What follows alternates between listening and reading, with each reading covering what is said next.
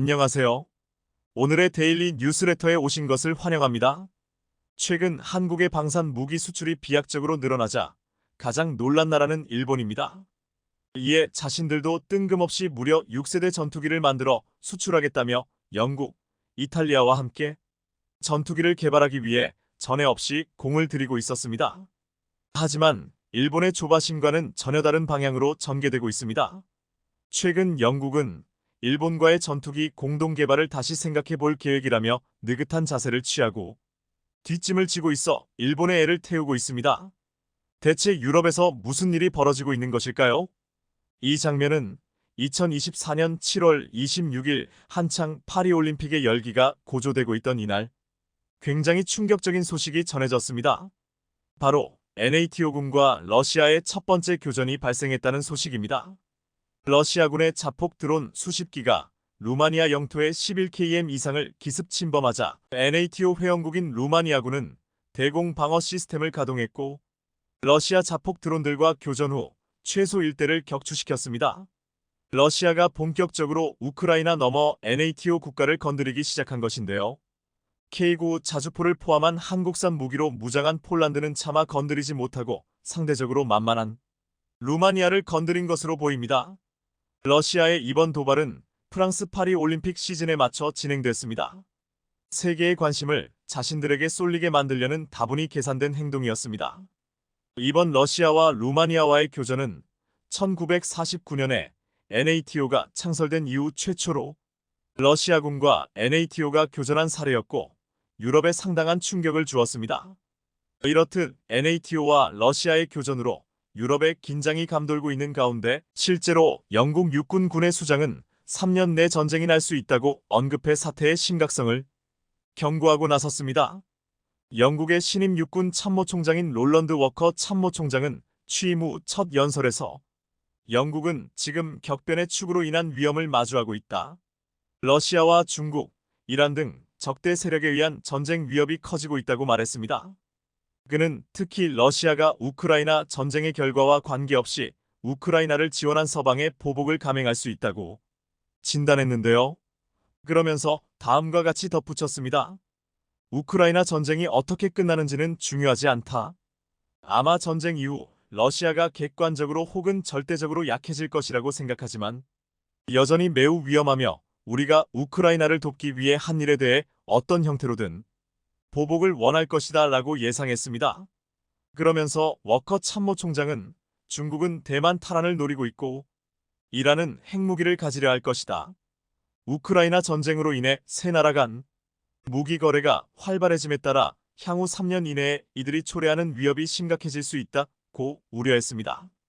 워커 총장의 연설에 앞서 영국 노동당 정부는 지난주 향후 10년간 방위 강화 계획을 세우기 위해 국방 전략을 전면 재검토하겠다고 발표했는데요.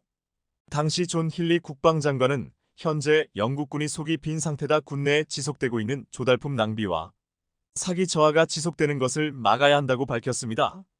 그만큼 현재 영국은 전쟁에 대한 공포가 코앞에 다가왔다고 느낄 정도로 조급한 상태인 것입니다. 정권을 탈환한 노동당 정부도 어떤 식으로든 영국군의 대대적인 개선 작업을 할 태세를 보인 것입니다. 즉 당장이 급한 영국 입장에서 언제 될지 알 수조차 없는 일본과의 6세대 전투기 개발은 무의미한 사업이 된 것입니다. 이런 상황에서 일본은 영국, 이탈리아와 공동 개발하겠다는 차세대 전투기의 컨셉트 모델을 공개했습니다. 지난 21일 영국 방산업체 BAE 시스템스는 세계국이 공동 개발 중인 차세대 전투기의 새로운 콘셉트 모델을 영국 판버러에서 개최 중인 판버러 국제에어쇼에 공개했습니다. 이번 에어쇼에 새롭게 전시된 차세대 전투기의 콘셉트 모델은 외양은 과거 공개된 모델보다 조금 더 세련되어져 있었습니다. 영국과 일본 등 세계국은 자신들이 공동 개발 중인 이 전투기는 6세대로 유로파이터 타이푼의 속도 2495kmh보다 2배 이상 빠를 것으로 예상되며 특히 상호 운용이 가능하며 연결성이 뛰어난 전투기가 될 것이라고 홍보했습니다. 특히 이 프로젝트에 참여한 영국 BAE 시스템스는 이 전투기에는 지능형 무기 시스템 소프트웨어로 구동되는 대화형 조종석, 현재 시스템보다 1만 배 더 많은 데이터를 제공할 수 있는 강력한 차세대 레이더가 장착될 예정이라고 밝혔습니다. 하지만 현장의 반응은 매우 회의적이었습니다.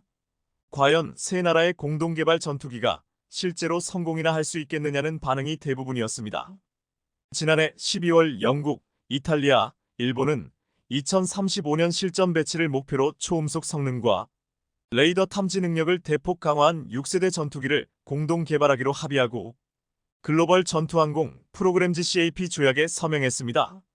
이 프로그램은 과거 영국과 이탈리아가 추진하던 6세대 전투기 개발 계획 템페스트와 이 프로그램은 과거 영국과 이탈리아가 추진하던 6세대 전투기 개발 계획 템페스트와 유로파이터 타이푼 영국 이탈리아과 F-2 일본 등을 대체하기 위한 것입니다. 이를 위해 영국 BAE 시스템스, 이탈리아 레오나르도, 일본 미쓰비시 중공업 등 각국의 대표적인 방산업체가 참여하겠다고 했습니다. 그러나 실제 개발되기까지 넘어야 할 산은 한두 가지가 아닙니다. 전투기 개발은 방산 프로젝트 중에서도 비용이 많이 드는 분야로 수십 년 동안 천문학적인 예산이 소요됩니다. 여기에 삼국 정부와 여러 기업이 참여하는 대형 프로젝트라 정부 간의 조정 사항이 많을 뿐더러 세 나라가 긴밀히 공조해야 합니다. 그런데 벌써부터 변수가 생겼습니다. 영국은 차기 전투기 개발을 위해 당초 2025년까지 약 3조 5,800억 원을 투자하고 전체적으로 약 21조 5,300억 원을 지출할 계획이었습니다.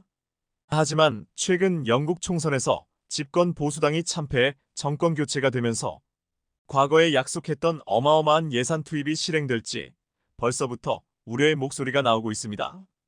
영국 텔레그래프 등 현지 언론들은 아예 이렇게 보도하고 있는 중입니다. 일본과 이탈리아와의 협력을 통해 영국의 차세대 전투기를 개발하려는 프로그램이 위기에 처했다. 집권 노동당이 이 3국 공동개발 프로젝트에 자금을 할당하는 것이 러시아의 위협을 해결하는 효과적인 방법이 아니라는 결론을 내릴 수 있으며 전 보수당 국방 관계자도 이 프로젝트가 축소될 것을 우려하고 있다. 이달 초 출범한 노동당 키어 스타머 정부는 지난 14년간 보수당 집권 기간 국방력이 저하됐다며 국방 전략 재검토에 착수했습니다. 그러면서 3국 공동개발 프로젝트가 축소 또는 폐지될 수 있다는 관측이 나오기 시작했는데요. 노동당의 키어 스타머 총리는 판버러 국제에어쇼를 방문한 자리에서 국방 전략 재검토에 템페스트 프로그램이 의제로 포함되느냐는 질문에 이렇게 말했습니다. 나로서는 이것 템페스트 프로젝트가 얼마나 중요한 프로그램인지 확인하는 게 중요하다. 이에 대해 로이터 통신은 이렇게 분석 기사를 내보냈습니다. 영국의 신임 스타머 총리가 전투기 프로그램의 중요성은 확인했지만 국방 전략 전면 재검토와 관계없이 이 프로그램이 계속 진행될 것이라고 보장한 것은 아니라고 설명했다. 영국 텔레그래프도 스타머 총리가 템페스트 전투기 프로젝트에 미래를 보장하지 못했다고 분석했습니다. 영국, 이탈리아의 기술력을 등에 업고 전투기 수출의 길을 가려고 했던 일본의 꿈이 흔들리고 있는 것입니다.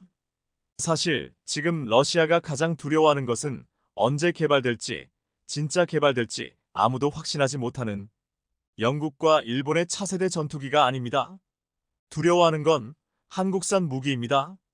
얼마 전 푸틴은 기자회견을 열고 한국이 우크라이나에 살상 무기를 공급하면 아주 큰 실수가 될 것이라고 강조했습니다. 그런 일이 일어나면 우리는 상응하는 결정을 내릴 것이고 그것은 아마 한국의 현 지도부가 달가워하지 않는 결정일 것이라고 말하기도 했습니다. 그런데 최근 러시아 외무차관은 또다시 한국을 언급하며 이렇게 말했습니다. 명백히 러시아를 겨냥한 어떠한 행동들도 적절한 대응 없이 지나가지 않을 것이다. 러시아는 유독 한국산 무기가 우크라이나에 흘러들어가는 것에 민감하게 반응하고 있습니다. 실전 성능은 물론 검증되었고 물량 생산 능력까지 있는 한국이 우크라이나를 지원하게 된다면 그야말로 악몽이 펼쳐지기 때문입니다. 일본이 3국 공동개발 전투기의 컨셉트 모델을 공개하며 주목받고 싶어서 안달한 이번 판버러 에어쇼에서 한국은 실질적인 핵심 기술을 대거 선보이면서 세계의 이목을 끌었습니다. 일단 한국항공우주산업 KAI는 판버러 에어쇼에서 차세대 공중전투체계를 전시해 눈길을 끌었습니다. KAI는 유무인 복합체계가 적용된 주력 기종과 저궤도 통신 위성 기반으로 초연결된 차세대 공중전투체계 NACS를 선보이는 영상을 시연했는데요. 또한 미래 전장에서 탐지 공격 능력과 생존성을 대폭 높이기 위해 KF-21과 FA-50에 무인 전투기유 CAV 및 다목적 무인기를 연동하고 수리온과 LAH의 공중발사 무인기 ALE를 적용한 유무인 복합 체계를 공개해 방산 관계자들의 이목을 한국 간에 집중시켰습니다. 한화는 이번 판버러 에어쇼에서 첨단 항공엔진 시제품 처음으로 공개했습니다. 한화는 한국형 초음속 전투기 KF-21 및 무인 전투기 등에 탑재하기 위해 추력 1만 5천 파운드 LBF급 이상을 목표로 첨단 항공 엔진을 개발 중인데요. 에어존에는 한화 시스템이 국내 독자 개발에 성공해 지난 5월 글로벌 방산기업 레오나르도와 수출 계약을 맺은 능동형 위상 배열 AESA 레이더도 전시됐습니다. 이곳에서 한화는 경공격기, 무인기, 소형 항공기 등 특성에 맞는 다양한 AESA 레이더를 소개하며 세계 시장을 공략했습니다. 그러자 결국 영국은 한국과 손을 잡았습니다. 한화 에어로스페이스는 영국 서리대학교와 글로벌 우주사업 협력을 위한 MOU를 체결했다고 밝혔습니다. 한국형 발사체 누리호를 이용해 영국 위성을 올리는 새로운 사업을 위해 두 기관이 손을 잡은 것입니다. 서리대는 1979년 우주센터 설립 이후 소형 위성을 자체 제작했고 1992년에는 우리나라 최초 위성인 우리별 1호 공동 개발에도 참여한 곳으로서 영국 우주산업의 대표 대학입니다. 이처럼 영국의 찜찜한 태도에 일본이 긴장하고 있는 사이 한국은 글로벌 협력 강화를 위해 불철주야 뛰고 있습니다. 영국은 분명 일본과 차세대 전투기 공동 개발을 원했습니다. 하지만 불과 2년 사이 영국의 분위기는 180도 달라졌습니다. 그만큼 국제 정세가 급변하고 있다는 이야기입니다. 한때 국제 정세는 그저 뉴스로만 보고 듣게 되는 먼 이야기로 느껴졌지만 지금은 결코 아닙니다. 최근 들어 러시아, 중국, 이란, 이스라엘 등 불안정한 정세를 가진 국가들의 결정이 실제 우리의 삶에 직접적인 영향을 끼치고 있습니다. 대한민국 대표 이코노미스트 홍춘욱 박사는 얼마 전 이런 이야기를 했습니다. 패러다임 시프트, 대전환의 시대가 찾아왔다. 팬데믹 이후 세계를 덮친 메가 트렌드와 정치 세력의 변화는 각국의 불을 재편하며 개인의 계급 사다리까지 뒤바꾸는 위협이자 기회가 되었다. 격변의 시대가 찾아왔기 때문에 국제적인 흐름을 파악해야만 커다란 기회를 얻을 수 있다는 의미입니다. 최근 발생한 트럼프 피격 사건으로 온 세상이 떠들썩합니다. 이 때문에 트럼프의 당선 가능성이 더욱 높아지며 전 세계 여러 시장들이 요동치고 있습니다. 그런데 덕분에 한국 방산이 더욱 주목받는 현상도 벌어지고 있는데요. 이번에 다시 한번 K방산이 또 축포를 터뜨릴지 주목되고 있습니다. 게다가 이번에 한국 미사일 최초로 미국의 수출이 유력하다는 보도가 나와 화제가 되고 있으며 또 미국이 한국에 대한 의존도와 신뢰가 급증하면서 미국 사령관 입에서 직접 한국 핵잠수함 도입도 언급되며 많은 이들의 관심을 모으고 있습니다. 미국 공화당 대선 후보인 도널드 트럼프 전 미국 대통령이 유세 도중 피격당했으나 건재한 모습을 보이며 화제가 되고 있습니다. 이는 그의 당선 가능성을 대폭 높이는 데 영향을 미치고 있는데요. 트럼프 전 대통령은 펜실베이니아주 버틀러 카운티에서 유세 도중 피격되었습니다. 총알이 귀를 관통하는 상황이었는데 자칫 잘못하면 머리에 맞을 수도 있는 위험한 상황이었습니다. 현장에서 총격범은 사살되었고 지지자 중 한 명은 숨지고 두 명은 중상을 입었습니다. 이 사건은 엄청난 파장을 불러일으켰고 현장 사진도 크게 주목받았습니다. 트럼프 전 대통령이 총격 직후 피를 흘린 채 주먹을 불끈 쥐고 선 사진 한 장이 올해 미국 대선 판도를 뒤흔들 세기의 사진으로 남을 것이라는 전망도 나옵니다. 또 이날 미국 언론들이 쏟아낸 현장 사진 중에는 트럼프 전 대통령의 귀를 관통한 총알에 날아가는 궤적을 포착한 것으로 추정되는 사진도 있어 화제가 됐습니다. 그런데 트럼프는 응급 처치를 받은 뒤 퇴원했으며 SNS를 통해 미국인의 단결과 강력한 결의를 강조하면서 본인의 건재함을 과시했습니다. 그리고 예정대로 공화당 전당대회에 참석할 계획이라고 밝혔는데요. 이 사건으로 인해 트럼프 당선 가능성을 60%에서 70%까지 오르면서 향후 트럼프 지지율이 상승하며 바이든과 격차가 크게 벌어질 가능성이 전망되고 있습니다. 이런 상황에 트럼프 전 대통령의 재선 가능성이 높아지면서 방위산업 관련주 투자 심리가 다시 들썩이고 있습니다. 2022년 러시아의 우크라이나 침공 이후 국내 방산주 주가가 한 차례 크게 올랐지만 다시 한번 상승할 수 있다는 전망이 나옵니다. 트럼프 전 대통령이 당선되면 세계 각국은 방위비를 크게 늘릴 수밖에 없기 때문입니다. 이러한 상황에서 국내 방산 기업들이 확보할 수 있는 수출 물량이 늘어난다는 시나리오가 한국에 큰 호재로 작용할 것으로 보고 있습니다. 한국거래소에 따르면 한화에어로스페이스는 지난 2년간 411% 상승했고 현대로템은 92%, 하나시스템은 25% 올랐습니다. 러시아의 우크라이나 침공 이후 세계 각국이 자주국방 예산을 크게 늘리면서 국내 방산업체들의 무기 수출액이 크게 증가한 영향입니다. 방산주는 지난 4월 이후 오름세가 주춤했지만 대다수 전문가는 수출 호조가 당분간 지속될 것이라는 데 무게를 두고 있습니다. 올해 국내 방산업체의 수출액은 약 200억 달러를 넘어설 것으로 전망됩니다.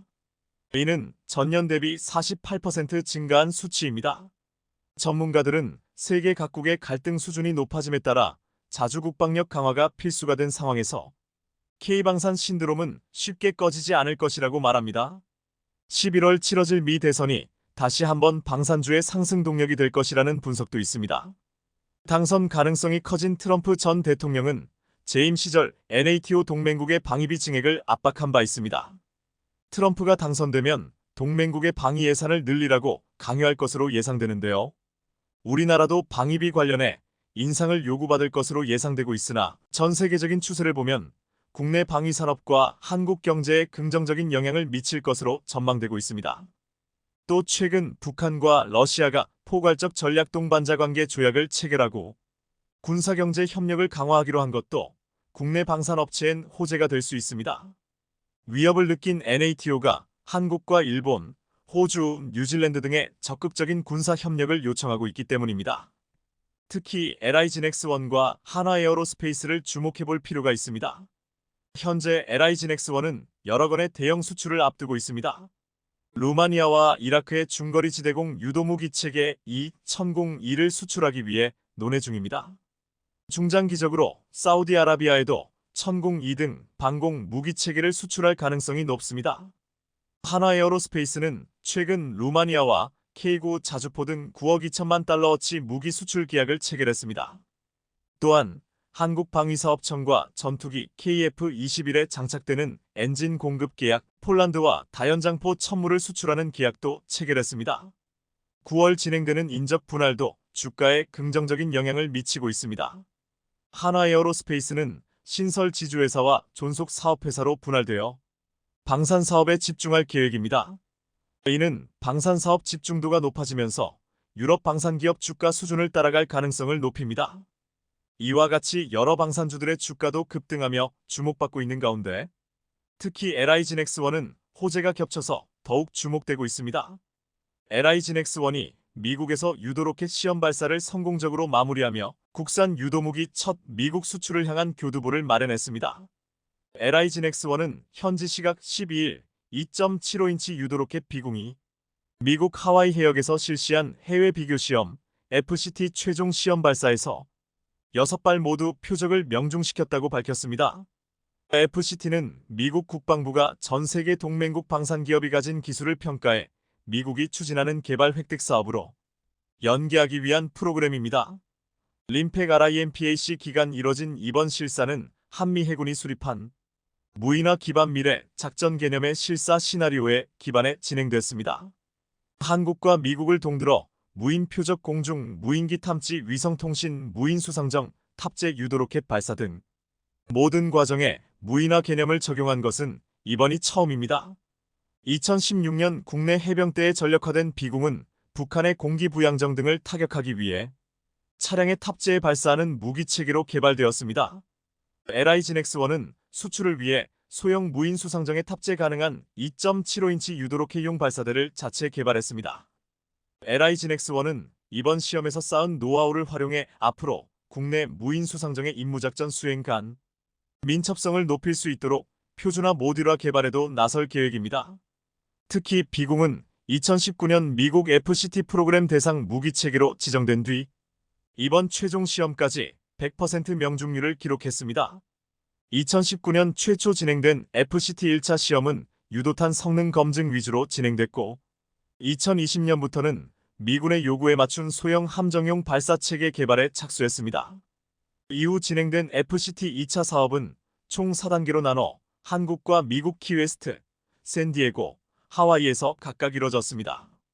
이번 마지막 FCT 사격 시험은 실제 림팩 훈련에서 진행하며 크게 화제가 됐습니다.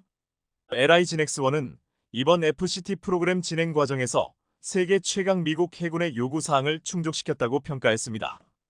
LIGN-X1은 이번 시험 발사의 성공적 마무리를 바탕으로 미국과의 수출 계약 체결에 주력하고 글로벌 시장 확대에도 적극 나설 방침입니다. 작년 10월부터 미 해군과 소요 제기 활동을 착수했고 미 해군이 검토 중인 무인화 운용 개념에 맞춰 사업화를 진행 중입니다. 실제 계약까지는 미 해군 소요 제기, 예산 확보, 계약 검증 등의 단계가 남아 있습니다. 신익현 LIGN-X1 대표이사는 방위산업 불모지였던 나라에서 약 반세기 만에 미국에 유도무기를 수출할 수 있는 기반을 마련했다며 자주 국방 실현과 K방산의 성장을 향한 우리 정부와 군, 기관, 업계의 노력과 염원이 모아진 결과라고 말했습니다. 리사 프란체티 미국 해군 참모총장은 국산 유도로켓 비공이 미 해군 작전 발전에 기여할 것이라고 밝혔습니다. 또한 한국 조선업에 대해 높이 평가하며 미 함정 유지 보수 정비 MRO 사업에 우리 방산업체가 진출할 가능성이 있을 것으로 내다봤습니다. 프란체티 총장은 미 해군은 지난해 10월 무인 수상정에 한국산 유도무기를 탑재 6개의 미사일 발사에 목표물을 성공적으로 타격했다며 당시 침몰시키는 시연을 통해 미 해군 최초의 완전한 무인체계 킬체인을 달성했다고 말했습니다. 미 해상체계 사령부는 미 하와이 인근 해상에서 비공 FCT를 진행했습니다. 리사 프란체티 미국 해군 참모총장이 하와이 인근 해역에서 비공 FCT를 진행 중인 한국 상륙함 천자봉함을 방문해 한미가 공동으로 차세대 무기체계를 준비하고 훈련한다는 것은 양국의 매우 중요한 의미라고 말하면서 더욱 주목됐는데요. 프란체티 총장은 올해 림팩에서의 비공 시험 발사는 무인 시스템을 해군 작전에 통합하는 또 다른 발전을 의미한다고 강조했습니다. 최근 미 함정 노후화가 가속화하면서 미 해군에서는 MRO에 대한 수요가 꾸준히 늘고 있습니다. 미국은 현지에서 MRO 물량을 우방국에게 일부 넘겨주는 방안을 모색하고 있습니다. 카를로스 멜토로 미국 해군성 장관은 이를 염두에 두고 한국 조선업체들을 둘러보았습니다. 프란체티 총장은 한미동맹과 세계 해양 민주주의 네트워크의 자산으로서 한국 조선업의 중요성은 아무리 강조해도 지나치지 않다며 하나오션이 필리 조선소를 인수하면서 한국 조선업체로는 처음으로 미국에 진출하게 됐고 이는 해양 전략에 획기적인 이정표를 세웠다고 말했습니다. 이처럼 한국에 대한 신뢰가 점점 높아지고 있는 미국인데요. 또 최근 사무엘 파파로 미국 인도태평양 사령관도 한국 핵잠수함 도입을 언급하며 그 신뢰를 입증했습니다. 사성 장군인 미국 인태사령관은 한국의 핵잠수함 도입과 관련해 작전 분석 결과 핵잠수함 도입에 믿음이 생긴다면 추진해 볼 수 있다고 생각한다고 말했습니다. 파파로 사령관은 림팩 훈련을 계기로 한국 언론과의 인터뷰에서 동맹국이자 안보협력 파트너국으로서 한미 양국이 전력을 통합하고 방어할 수 있는 가장 효과적인 방식을 찾아 나가는 것이 중요하다고 강조했습니다. 미군의 최고 위급 장성이 한국의 핵잠수함 도입 가능성을 거론한 것은 이례적인 일입니다. 파파로 사령관은 북한의 핵능력 고도화와 한반도 전술핵 재배치와 관련한 질문에는 미국은 일관되게 한반도의 비핵화를 추구하고 있다며 핵협의그룹을 통해 북한의 핵 이슈에 대한 전략적 방안을 찾기 위해 상시로 비밀리에 논의를 진행하고 있다고 밝혔습니다. 또 그는 한미동맹은 견고하며 모든 전투 계획은 글로벌 차원의 계획이 될 것이라고 강조했습니다. 이와 같이 시간이 갈수록 한국의 능력이 전 세계로 퍼져나가며 이제는 미국에서도 한국에 신뢰하고 어떤 부분에 대해서는 의존하려는 신호도 보이고 있습니다. 과연 앞으로 비공 미국 수출을 비롯해 한국 방산의 활약이 어디까지 확장할지 기대해봐도 좋을 것 같습니다. 국방홍보원이 29일 루마니아에서 K2 전차가 현지 시연한 영상을 올렸습니다. 태극기와 루마니아기를 달고 광활한 평원을 힘차게 달리며 포를 쏘는 모습이 굉장했습니다. 영상을 본 이들은 시연이기보다는 K 갈라쇼네요. 멋지다. 우승 확정하고 난 뒤하는 갈라쇼 같은 분위기네요. 라는 반응을 보였습니다. 한국의 K 전차가 이번에 폴란드에 이어 루마니아에게도 수출되면서 인근국인 슬로베니아, 체코, 불가리아 등도 도입을 검토하고 있는 것으로 알려졌습니다. 그런데 루마니아에서 미국 에이브람스 전차를 제치고 K 전차가 선택을 받자 놀라운 것은 루마니아와 주변국뿐만 아니라 미국에서까지 놀라운 반응이 나오고 있습니다. 이 소식이 레딧에 올라가자 이러한 반응이 쏟아졌습니다. 미국인으로서 나도 이를 권장한다. 우리는 해결해야 할 문제가 많습니다. 더 다양한 옵션을 육성하는 것은 유럽에 도움이 될 것입니다. 공화당이 압박을 가할 때 우리가 유럽을 지원할지 여부를 알기 때문입니다. 민주주의의 무기고가 좀 더 널리 퍼져 있다면 자유세계 전체에 더 좋을 것입니다. 그들에게 에이브람스를 구입하는 것을 권장하지 않습니다. 멋진 탱크지만 그녀는 유지관리 여왕입니다. 한국은 서방의 강력한 동맹국이다. 나는 유럽이 태평양 국가들의 미래에 더 많은 투자를 할 수 있도록 유럽과 한국 사이에 더 많은 관계를 구축해야 한다고 말하고 싶습니다.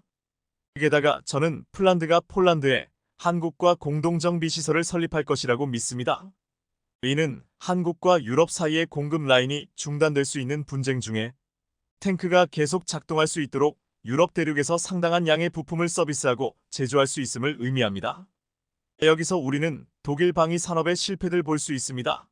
레퍼드 E는 루마니아의 완벽한 후보였을 것입니다. 그러나 독일조차도 이를 거둬들 수는 없기 때문에 다른 국가들은 기다리기를 원하지 않는 것 같습니다. 당신이 루마니아에 있고 트럼프 스타일의 대통령에게 예비 부품을 구걸해야 하는데 그가 왜 러시아의 땅을 돌려주지 않느냐고 말한다고 상상해보세요. 이제 한국은 유럽 국가들에게 미국이나 독일보다 더 매력적인 전차를 생산하고 있으며 러시아 무기에 실망한 국가들에게까지 새로운 무기 공급국으로 급부상하고 있습니다. 최근 우크라이나 전장에서 러시아군의 주력 전차가 망신을 당하고 있습니다. 이번 전쟁의 격전지인 우크라이나 동부 도네츠크준에서 미국 브래들리 장갑차를 탄 우크라이나군이 러시아군 T-90과 교전을 벌였습니다. 우크라이나군이 근거리에서 러시아군의 T-90을 공격하자 놀라운 광경이 펼쳐졌습니다. 브래들리 장갑차가 23발의 기관포를 퍼붓는 동안 단 3발의 대응 사격밖에 하지 못했는데 이후 다른 브래들리 장갑차가 집중 포격을 하자 무참하게 당했습니다. 현장을 벗어나려는 T-90은 통제력을 잃고 포탑이 홀로 빠르게 회전하기 시작했습니다. 27톤의 브래들리와 비교할 수 없는 전력인 46톤이 넘는 T-90은 러시아가 최신 전차로 자랑해왔지만 전장에서 보여준 위력은 형편없었습니다. 기관포를 단 브래들리 장갑차의 사격 연습용이나 마찬가지였습니다. 전장에서 또 다른 T-90 전차가 제멋대로 회전하는 모습이 포착되었는데 유도광학 장치가 손상된 것으로 보였습니다. T-90의 유도광학 장치가 손상되어 사격 통제 시스템을 통제 못해 포탑이 제멋대로 회전했습니다. 이 모습을 본 한 전직 영국군 전차 사령관은 미숙한 승무원과 열악한 전자장비 등으로 인해 해당 결함이 나타났을 가능성이 높다고 말하기도 했습니다. 이어디스코 헤드 결함은 T-90 전차의 전자장치 고장일 가능성이 있다. 서방의 전차는 매우 정교한 사격 제어 시스템을 갖추고 있지만 러시아군의 전차는 이를 제대로 갖추지 못한 것으로 보인다고 했습니다. 전쟁 초기에 러시아군의 구형 T-72, T-80 전차가 대전차 미사일 공격을 받아 회전 포탑 내 비축된 탄약들이 2차 폭발하면서 포탑이 본체에서 튀어나가는 장면이 목격되었습니다. 이에 러시아는 최신형 T-90으로 대체한다고 했지만 T-90의 참혹한 실체가 드러나고 있습니다. 푸틴은 지난 2월 전차 공장을 방문해 T-90은 세계 최고라고 하면서 러시아 전차 기술을 극찬하며 신기술을 계속 개발해야 한다고 말했습니다. 푸틴은 전쟁이 벌어지면서 전차 생산이 5배가 늘었다고 극찬하며 전차 공장 노동자들과 대화하면서 T-90은 세계 최고의 전차로 우리 군뿐 아니라 적군도 세계 최고로 인정한다고 말하기도 했습니다. 러시아는 그동안 세계적인 방산 강국으로 방산 수출 시장에서도 미국에 이어 늘 2위 자리를 차지해왔습니다. 미국산 무기를 살 수 없는 국가들은 최고의 기술력을 가지고 있다는 러시아산 무기를 구입했습니다.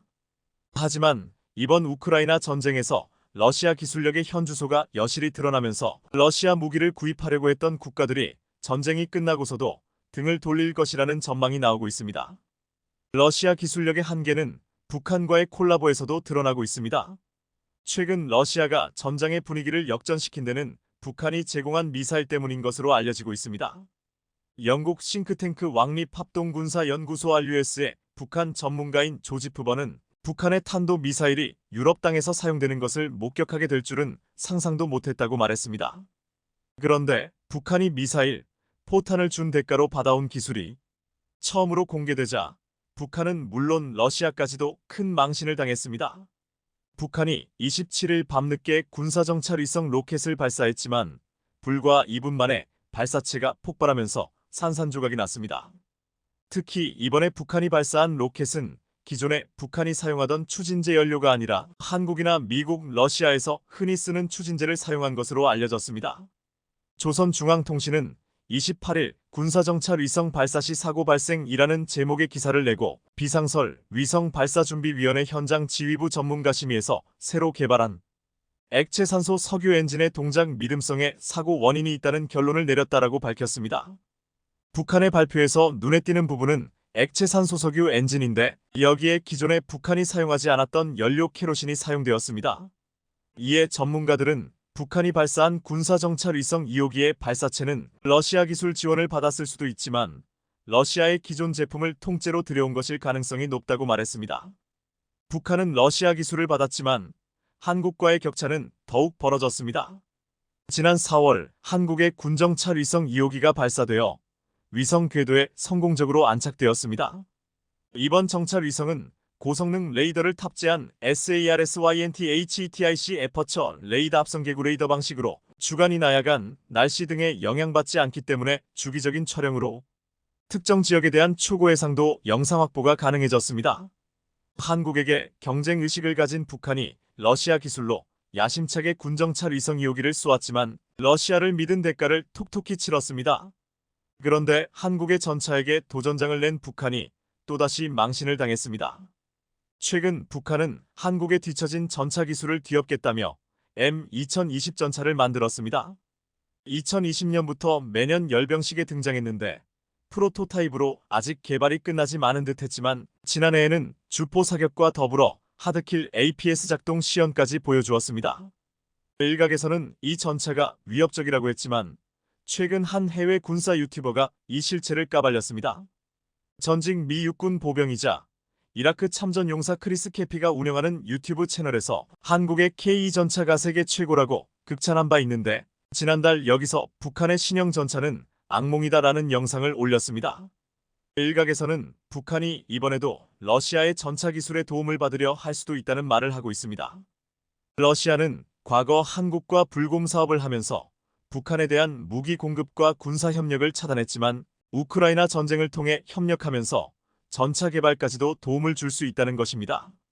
이 영상의 한 네티즌은 북한의 신형 전차가 얼마나 형편없는지 알기보다 신형 전차도 있다는 사실이 더 충격이다라고 말했습니다. 북한은 최근 최고 지도자 김정은이 신형 차세대 탱크를 몰고 다니는 예상치 못한 매우 재미있는 영상을 공개해 충격을 주었습니다. 이번 영상을 통해 우리는 이 탱크가 두려움의 대상인 진짜 주력 전차인지 아니면 트랙터 부품과 판때기를 덕트 테이프로 정교하게 결합한 것인지에 대한 새로운 통찰을 얻게 될 것입니다. 정답을 잘못 맞히면 10년 동안 수용소에 갇히게 됩니다. M2020은 2020년 10월 북한 공산주의 노동당 창건 75주년을 기념하는 군사 퍼레이드에서 처음 공개되었습니다. 총 9대가 퍼레이드 기간 동안 주요 도로를 행진하며 최신 광학장치, 사격 통제 시스템, 장갑 도금, 능동 보호 시스템까지 갖춘 모습을 뽐냈습니다. 대전차 유도 미사일이 왜 장착되어 있는지부터 시작해서 이 탱크에 대해 궁금한 점이 100만 가지가 넘습니다. 이 전차는 과연 좋은 생각일까요? 아닐까요? 대량 생산되어 널리 채택될 수 있을까요? 그리고 애초에 북한의 전차전 경험은 어떤가요? 1950년부터 1953년까지의 한국전쟁 기간 동안 북한은 자체적으로 생산한 주력 전투 탱크를 보유하지 못했습니다. 그들은 소련이 조셉 스탈린에게 공급한 약 200대의 T-34 탱크에 의존했고 한국전쟁 초기에는 큰 효과를 발휘했습니다. 하지만 미국이 참전하자 북한 탱크는 미국의 공군 우위와 첨단 미군 탱크에 밀려 맥없이 무너졌습니다.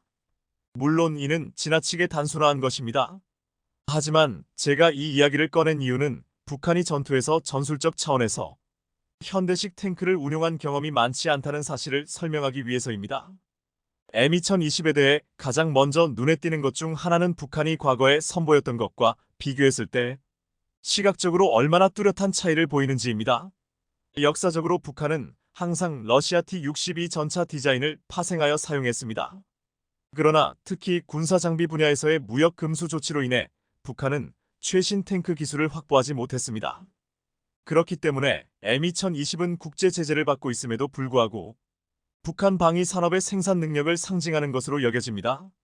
우리가 보는 탱크는 일반적으로 T-62 기본 모델의 T-72와 88형과 같은 다른 탱크의 여러 가지 중첩된 추가 기능을 통합한 마치 프랑켄슈타인식 디자인 설계입니다.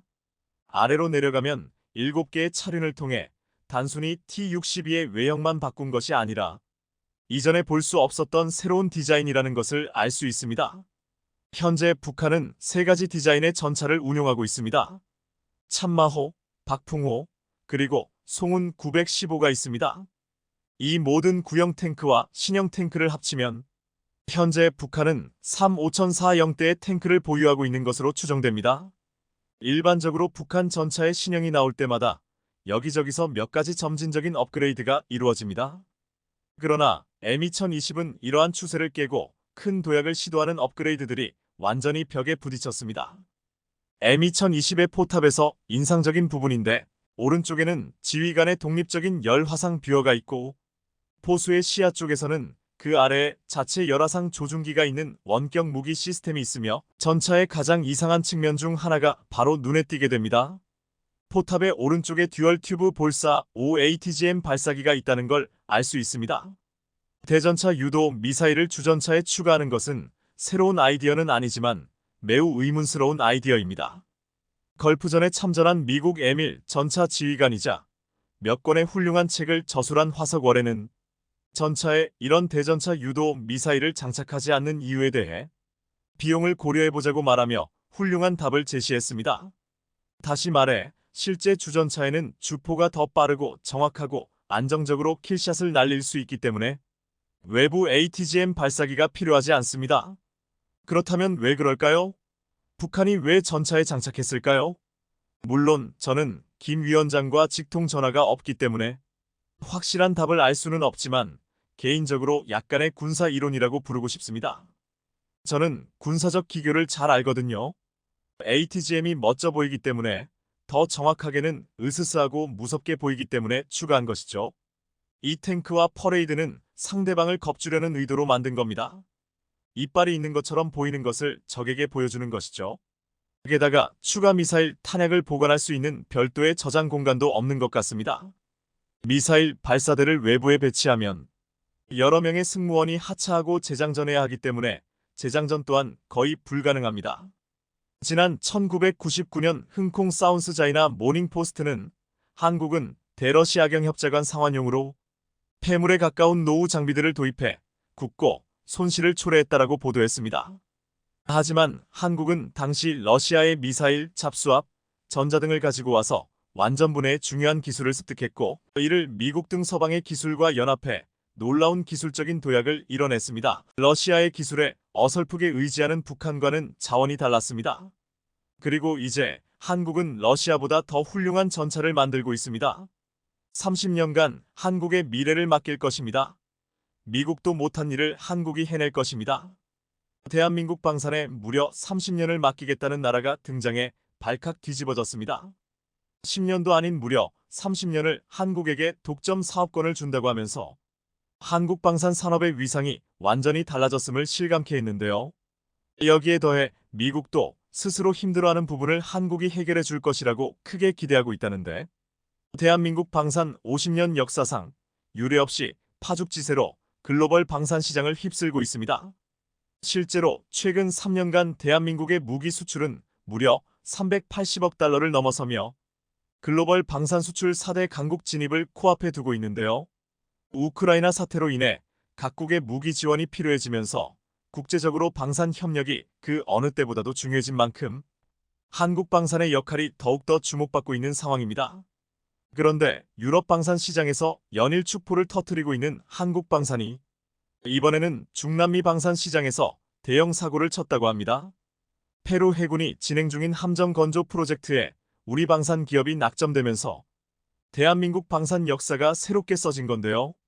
방산업계에 따르면 지난달 HD현대중공업이 페루에서 함정 4척을 수주하며 중남미 함정 시장 진출을 본격화했습니다. 이는 국내 기업의 중남미 방산 수출 가운데 사상 최대 규모로 함정 총 4척 건조에 6,200억 원의 계약을 따냈습니다. 더구나 이번에 HD현대중공업은 앞으로 30년 동안 전력 증강을 위한 전략적 파트너십까지 따내면서 향후 계약에서도 유리한 입지를 얻어낼 것으로 기대되는 등 방산 수출에 새로운 역사를 썼다는 평가가 잇따르고 있습니다. 내친 김에 HD현대중공업은 이번 성과를 통해 중남미 함정 수주의 발판으로 삼겠다는 앞서 HD현대중공업은 3,400티급 호위함 1척, 2,200티급 원해경비함 1척, 1,500티급 상륙함 2척 등 함정 4척을 페루 국영 시마조선소에서 현지 공동 건조하는 계약의 우선 협상 대상자로 선정됐다고 밝혔는데요. 다시 말해서 이번에 HD현대중공업이 군수수송 지원 및 해상 순찰함 다목적 함정 건조 업체로 선정된 건데 군함 공동생산 조선소 인프라 구축과 관련 기술 개선을 목표로 페루 정부에서 진행 중인 대형 프로젝트로 알려졌습니다.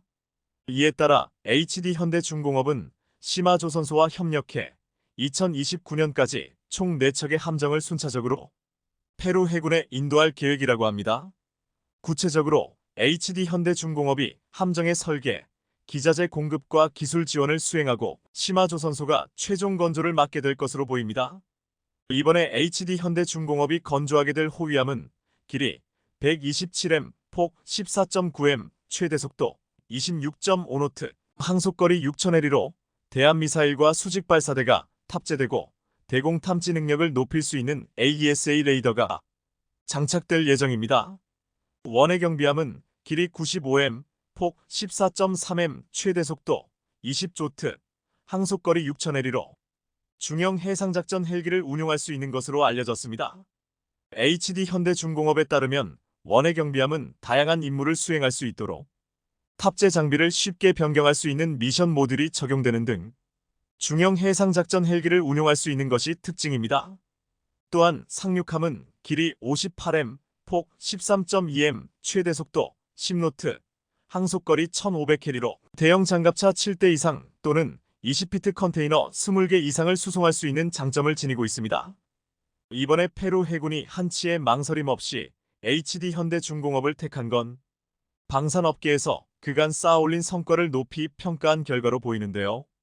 실제로 HD현대중공업은 지난 1987년 뉴질랜드에 8,400티급 군수 지원함을 인도한 것을 시작으로 재작년에는 필리핀으로부터 수출용으로 개발한 2,200티급 원해경비함 6척을 수주하는 등 현재까지 총 18척의 해외 함정을 수주하는 쾌거를 기록 중입니다. 그리고 이번에 중남미 방산 시장인 페루에서 제대로 사고를 치게 된 겁니다. 방산업계에 따르면 페루 정부는 해군 함대를 현대화하기 위해 총 23척의 선박을 건조할 계획으로 알려졌습니다. 무엇보다 이번 수주는 국내 방산업계가 이탈리아와 스페인, 네덜란드 등 방산 강국과 경쟁의 승리를 거머쥐며 대형 수주 성과를 따냈다는 엄청난 의미가 내포돼 있습니다. 이번 사업을 위해 페루 해군은 HD현대중공업을 비롯해 독일, 스페인, 미국, 프랑스, 이탈리아, 네덜란드, 영국 소재 업체들의 사업 제안서 제출 의사를 타진했었습니다. 당시 시마페루는 각국 대사관에 이번 프로젝트에 참여할 의향이 있는 업체가 있는지 요청했다고 밝히며 적극적인 참여를 유도했었습니다. 하지만 결국 최후의 승리자는 한국방산업체로 돌아갔는데 시마페루는 프로젝트 참여 신청을 한 업체들을 대상으로 기술, 이전 수준, 산업체 규모, 방위산업 참여 경험도를 종합적으로 고려해 최종 사업자를 선정했다며 그 가운데 한국이 가장 뛰어났다고 밝혔습니다. 국내 방산업계에서는 이런 성과를 낼 수 있었던 건 팀 코리아가 큰 힘을 발휘해 가능했던 일이었다고 입을 모으고 있는 상황입니다. 실제로 이번 수주를 위해 작년 9월 HD현대중공업과 국방부 등 우리 군 당국은 팀 코리아를 꾸리며 만반의 준비를 했는데요. 당시 우리 군은 페루 국영 시마 조선소가 입찰 공고를 낸 후 지원을 약속하는 내용의 서한을 페루 측에 방사청장 명의로 보냈었습니다. 여기에 더해 주 페루 대사도 페루 현지에서 서한 발송을 지원했고 페루 측에 한국 조선 기술력을 적극적으로 피력하기도 했습니다. 국내에서는 산업부가 산업협력과 기술 지원에 대한 우리 정부 입장을 페루 측에 어필하며 신뢰감을 어필했습니다. 이렇듯 군 당국과 우리 방산 업계 등 유관 기관이 팀 코리아로 뭉쳤기에 중남미 방산 시장에서 새로운 역사를 만들어낼 수 있었던 겁니다. HD현대중공업도 이번 수주는 국방부, 방사청, 산업부, 주페루 한국대사관, 코트라 등 정보기관과 기업이 팀 코리아로 뭉쳤기에 해낼 수 있었다며 이탈리아, 스페인, 네덜란드 등 쟁쟁한 방산 경쟁국들을 제치고 수주를 이뤄냈다는 점에서 더욱더 의미가 남다르다고 소회를 밝혔습니다. 무엇보다 이번 페루 함정 수주를 계기로 한국 함정이 중남미 지역으로 본격적으로 영역을 확장하는 계기가 될 거라는 기대감이 조성되면서 국내 방산 업계도 덩달아 후끈 달아오르고 있는데요. 그것도 그럴 것이 당장에 HD현대중공업은 향후 30년 동안 시마 페루 측과 군함 건조 사업자로 독점 계약할 수 있는 사업자 지위도 얻었습니다. 이는 앞으로 HD현대중공업이 먼저 사업을 포기하겠다는 의사를 밝히기 전까지 사실상 페루 해군의 함정을 독점적으로 공급할 수 있다는 의미입니다. 이런 가운데 앞으로 페루 해군이 함대 현대화를 위해 20여 척의 선박을 추가로 더 건조할 계획이라고 밝힌 만큼 우리 방산 수주액도 수조 원대로 확 불어날 여지가 매우 큰 상황입니다. 특히나 중남미는 노후 함정이 많아 함정 교체 수요가 많은 지역으로 꼽히는 등 우리가 수주 물량을 싹쓸이할 가능성이 매우 높아 기대를 걸어도 좋다는 분위기입니다. 더구나 중남미 시장에서 한국 함정은 높은 신뢰를 받고 있으며 우리 역시 단연간 쌓아 올린 수출 경험과 기술력으로 본격적으로 우리 함정 진출을 확대할 절호의 기회가 될 것으로 보입니다. 실제로 HD현대중공업 관계자는 이번 수주는 남미 함정 시장 개척을 위한 중요한 이정표가 될 것이라며 풍부한 수출 경험과 앞선 기술력으로 남미 시장에 한국 함정 진출을 확대해 나갈 것이라며 자신감을 내비쳤습니다. 여기에 더해 페루는 올 연말에 운영을 시작할 창카이 메가포트의 대형 화물선을 수리할 수 있는 새로운 시설을 갖출 예정으로 알려졌는데요.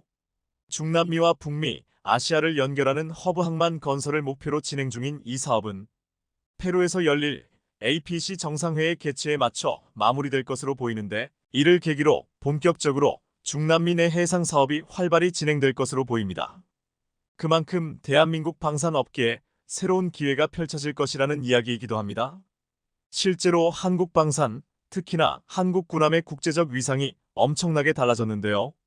천조국으로 불리는 미국도 이제 한국에게 군함 건조를 맡길 정도로 성능은 물론 국제적인 명성과 신뢰도가 매우 두터운 상황입니다. 방산업계에 따르면 지난달 카를로스 미국 해군성 장관이 우리 조선소와 미 해군함정 MRO 사업을 논의하기 위해 미국의 방산 업무를 한국에게 맡기기 위한 것으로 미 조선 산업이 자국의 해군 역량을 뒷받침하지 못한다는 걸 인지하고는 조선업 기술이 뛰어난 한국을 직접 찾은 겁니다. 실제로 앞서 미 연방회계감사원은 미 해군이 함정 운용에 어려움을 겪고 있다며 계약한 함선 인도 지연과 비용 증가, 선박 품질 저하 등 문제로 속을 썩고 있다고 지적했습니다. 상황이 이러자 미국이 현대화된 중국 해군을 따라잡을 수 있는 유일한 방법은 한국에게 군함 건조를 맡기는 것밖에는 없다는 사실을 깨달았다고 하는데요. 실제로 이미 우리 방사청과 미 정부가 함정 사업에 관한 협력 논의를 진행하고 있는 중으로 한국 방산 산업에 대한 미국의 신뢰가 어느 정도인지 가늠할 수 있게 됐습니다. 이렇듯 국제방산 시장에서의 한국 방산의 위치가 나날이 드높아지고 있는 가운데 최근 더욱더 반가운 소식이 전해졌는데요. 다름 아닌 대한민국의 차세대 이지스함 건조 프로젝트가 드디어 착수했다는 소식입니다. 조만간 방사청이 한국형 차기 이지스 구축함 KDDX 사업 관련 방산물자 지정을 앞두고 있는 가운데 HD 현대중공업과 하나오션의 수주 경쟁이 본격화할 것으로 보입니다. 차세대 이지스함은 다기능 위상배열 스파이 1D 등 고성능 레이더와 SM-23 등 중장거리 대공미사일을 이용해 목표 탐색부터 추적, 공격에 이르는 전 과정을 동시에 진행하는 통합형 이지스 전투체계를 탑재한 구축함입니다. 특히나 순수 국내 기술을 기반으로 개발하는 첫 이지스급 구축함이라 시선이 쏠리고 있는데요. 현재 이지스함 보유국은 6개국에 불과한 상황으로 우리는 미국, 영국, 일본, 중국, 노르웨이에 이어 세계에서 6번째로 이지스함 자체 건조가 가능한 국가로 올라서게 될 것으로 보이는데요. 이렇듯 이지스함이 본격적으로 건조되면 대한민국 방산 수출에도 큰 도움이 되는 건 물론 글로벌 방산 산업에서 리더십을 확보하는데 결정적인 역할을 할 것으로 기대됩니다. 중국이 한국을 향해 충격적인 발표를 했습니다. 한국 반도체를 사지 않겠다는 것인데요. 중국 수출 비중이 50%에 달하는 삼성전자와 SK하이닉스가 초비상이 걸렸습니다.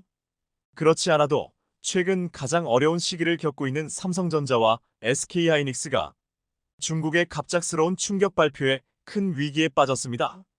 자, 그런데 중국이 한국산 반도체 수입을 전면 금지하고 이를 모두 중국산으로 교체했다가 현재 중국 전역이 마비되며 난리가 났습니다.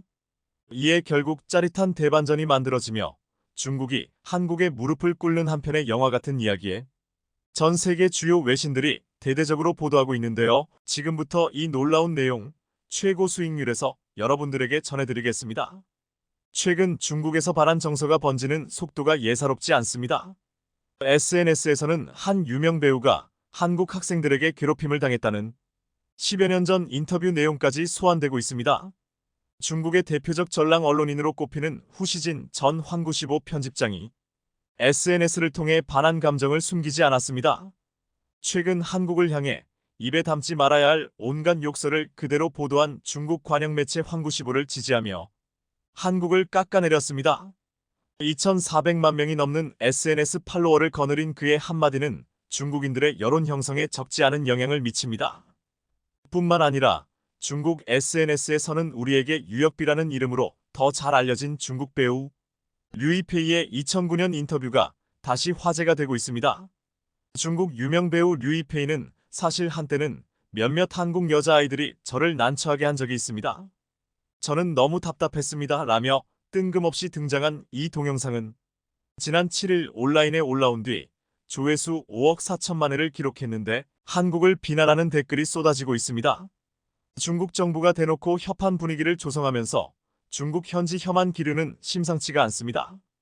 중국에서 인기를 끌던 한국 화장품 매장에서 불매운동 소동이 빚어지는가 하면 한국인들을 상대로 한 무차별 폭행 괴담까지 돌고 있습니다. 중국 시닝 지역에 있는 백화점에 입점한 한국 화장품 매장에서 젊은 중국 남성이 삿대질까지 해대며 불같이 화를 냅니다. 온 국민이 한국산 제품 불매운동을 하고 있는데 여기서 한국 사람 데리고 뭐 하는 거야? 라며 한국인 관광객을 데리고 있는 여행사 직원의 온갖 욕설을 퍼붓고 있는 한 중국인 남성. 그런데 주변에서는 말리기는커녕 오히려 이 남성을 도와 한국인을 위협하고 있습니다. 주위에 있는 중국인들은 한국인 사라져. 그래. 사라져. 그래. 라고 외쳤습니다. 이처럼 험악한 분위기 속에 한국인 유학생을 노리는 이른바 묻지마 폭행. 괴담도 교민들을 중심으로 빠르게 퍼지고 있습니다. 중국 인민대를 다니는 한인 여학생이 우리말을 썼다는 이유로 길을 가다 폭행을 당했다는 내용입니다. 중국에서 유학생활 중인 한국인 이모 씨는 한국말 썼다는 이유로 그냥 맞았다고 들었어요. 당분간은 밖에 안 나가고 집에서 좀 있으려고요 라며 불안을 호소했습니다. 자, 그런데 이 정도는 아무것도 아니었습니다. 중국은 급기야 한국에 가장 민감하고 타격이 큰 한국산 반도체를 사지 않겠다며 한국을 흔들기 시작했습니다. 올해 1분기 반도체 수출 규모는 무려 33% 넘게 추락했고 이는 모두 중국 때문인 것으로 나타났습니다. 얼마 전 중국이 미국 마이크론의 안보 심사를 실시하겠다며 칼을 빼들었는데 이것이 한국 반도체에 보내는 경고였다는 보도들이 여러 쏟아져 나왔었는데요. 중국 정부가 대놓고 개입하여 한국 반도체에 큰 타격을 주고 있다는 전문가들의 주장이 나왔습니다. 중국의 수출 비중이 50%에 육박하는 삼성전자와 SK하이닉스가 가장 큰 타격을 받았는데요. 삼성전자의 올해 1분기 영업이익이 중국 때문에 6천억 원으로 고꾸라지면서 어닝 쇼크 실적 충격을 기록했습니다. 삼성전자의 분기 영업이익이 1조 원 밑으로 떨어진 건 2009년 1분기 이후 14년 만에 처음입니다. 중국이 갑자기 반도체를 사지 않는 바람에 1분기 반도체 부문에서만 4조 6천억 원에 가까운 적자를 냈습니다. 삼성전자가 반도체 부문에서 분기 적자를 기록한 것도 글로벌 금융위기를 겪은 2009년 1분기 이후 14년 만입니다. 반도체 부문 매출은 13조 7,300억 원으로 나타났는데 지난해 같은 기간과 비교하면 매출은 반토막이 났고 영업이익은 무려 13조 원이 줄었습니다. 삼성전자는 그나마 스마트폰 사업에서 폴더블 폰의 인기에 힘입어 막대한 영업이익을 기록하며 반도체 적자를 메꾸고 6천억 원의 영업이익이라도 냈지만 반도체 매출이 100%인 SK하이닉스는 상황이 훨씬 더 심각했습니다. 중국이 한국산 반도체를 갑자기 사지 않는 바람에 SK하이닉스가 올해 1분기 3조 4천억 원이 넘는 적자를 기록했습니다. 지난해 4분기 영업손실 1조 9억 원을 더하면 적자 규모가 5조 원을 넘어섰습니다. 하이닉스가 SK그룹에 편입된 2012년 이후 사상 최대 적자인데요. 지난해 같은 기간 1분기 매출 12조 1,557억 원과 견적 58% 감소했고 2조 8,639억 원이었던 영업이익도 적자로 전환했습니다. 문제는 지난해 4분기에 이어 영업손실 규모가 커지고 있다는 점입니다. SK하이닉스는 지난해 4분기에 1조 8,984억 원의 손실을 내며 분기 기준으로 10년 만에 적자 전환했습니다. 하이닉스가 SK에 편입된 해인 2012년 3분기에 240억 원 영업손실을 낸 이후 최대 적자 규모입니다. 하지만 올해 1분기 영업손실 규모는 3조 4,023억 원으로 더 커졌습니다. 올해 2분기에도 메모리 반도체 업황 악화로 실적 개선이 어려워 2012년 이후 첫 연간 적자를 기록할 수 있다는 관측도 나오고 있습니다. 문제는 현재 전 세계적으로 한국의 반도체 상황이 가장 위험한 시기에 중국이 한국산 반도체를 사지 않겠다는 충격적인 발표를 했다는 것입니다. 중국이 아니라도 현재 메모리 반도체는 역사상 가장 큰 위기에 직면한 것으로 전해졌습니다. 11대만 시장조사업체 트렌드포스는 올 2분기 메모리 반도체 디램과 낸드 플래시 가격 하락폭이 커질 것이라고 분석했습니다. 당초 예상에 따르면 2분기 디램 가격은 1분기보다 1015% 내릴 것으로 예측했으나 트렌드포스는 하락 예상폭을 1318%로 확대했습니다. 낸드 플래시의 가격 하락 예상폭도 510%에서 813%로 늘렸습니다. 가격 예상 낙폭이 확대된 건 메모리 공급업체들이 재고를 줄이고 있는데도 불구하고 여전히 시장 재고 수준이 높아 거래량이 늘지 않고 있는 탓입니다. PC용 디램은 이전 세대 제품인 DDR4 공급량이 이미 과도해 2분기 가격이 1분기보다 1520% 추가 하락할 전망입니다. 서버용 디램 역시 구글, 메타의 페이스북 등 글로벌 빅테크 큰손들이 서버 구매 물량을 줄이면서 DDR4 재고가 쌓이고 있습니다. 이에 마지막 희망이었던 서버용 디램 가격도 1분기 대비 1823% 폭락할 것으로 전망되고 있습니다. 중국 관련 한 전문가는 이렇게 주장했습니다. 이렇게 한국산 반도체를 사지 않기로 하는 충격적인 발표를 하는 동시에 중국은 한국의 삼성과 SK로부터 몰래 빼돌린 반도체 기술을 자국 기업에 주며 한국산 반도체와 똑같이 만들라고 지시했다라고 말이죠. 중국을 대표하는 메모리 반도체 기업 YMTC는 한국산 반도체와 비슷하게 만들어 결국 한국 반도체의 최대 고객사인 애플까지 뺏으려 했습니다. 애플도 한국산 반도체에 대한 의존도를 줄이기 위해 중국 YMTC가 한국산 반도체와 비슷하게 만들었다며 다가오자 환영했죠. 오히려 애플이 그동안 축적한 반도체 노하우를 YMTC에 주어가며 적극적으로 나섰습니다. 자, 그런데 대반전이 일어났습니다. 한국산 대신 중국산 반도체를 시험해본 애플이 심각한 품질 차이에 바로 포기를 선언했습니다.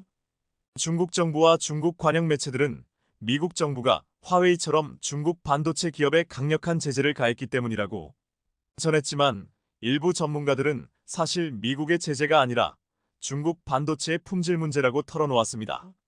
이렇게 중국 정부가 한국산 반도체를 모두 중국산 반도체로 바꾸려 하자 중국 기업들마저 중국을 탈출하고 있다는 놀라운 소식이 전해졌습니다. 품질이 한참 떨어지는 중국산 반도체를 쓰다가는 글로벌 경쟁에서 완전히 뒤떨어질 것을 직감한 중국 기업들은 시진핑의 괴팍한 정책에서 벗어나기 위해 본사를 다른 국가로 옮기고 있는 것으로 전해졌습니다. 3위 전자상거래업체 핀더더는 상하이 본사를 아일랜드 더블린으로 이전했습니다. 중국산 반도체로 데이터 센터를 돌리다가는 망할 것을 직감한 것이죠. 시진핑 중국 김정은, 푸틴 러시아, 메이컨 프랑스 모두 한국과 우크라이나에 해를 끼친다. 시진핑 중국 김정은, 푸틴 러시아, 메이컨 프랑스 모두 한국과 우크라이나에 해를 끼친다. 시진핑 중국 김정은, 푸틴 러시아, 메이컨 프랑스 모두 한국과 우크라이나에 해를 끼친다. 시진핑 중국 김정은, 푸틴 러시아, 메이컨 프랑스 모두 한국과 우크라이나에 해를 끼친다. 시진핑 중국 김정은, 푸틴 러시아, 메이컨 프랑스 모두 한국과 우크라이나에 해를 끼친다. 시진핑 중국 김정은, 푸틴 러시아, 메이컨 프랑스 모두 한국과 우크라이나에 해를 끼친다.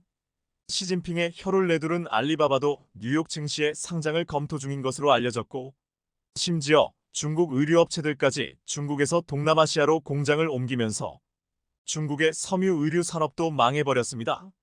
시청해주셔서 감사합니다.